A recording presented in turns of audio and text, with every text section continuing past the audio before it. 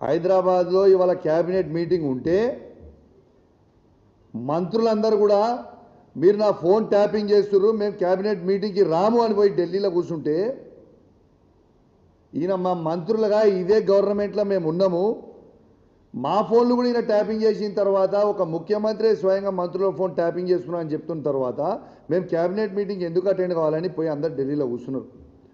ఢిల్లీలో ఇప్పుడు పెద్ద పంచాయతీ అవుతుంది. ఢిల్లీలో మంత్రులు అందరు ఎక్కడున్నారో ఒక్కసారి చూడురు మీరు. మంత్రులు ఎంతమంది ఢిల్లీలో ఉన్నారు, ముఖ్యమంత్రి ఢిల్లీలో ఉన్నాడు, పిసిసి ప్రెసిడెంట్ ఢిల్లీలో ఉన్నాడు, పెద్ద పంచాయతీ అవుతుంది ఢిల్లీలో.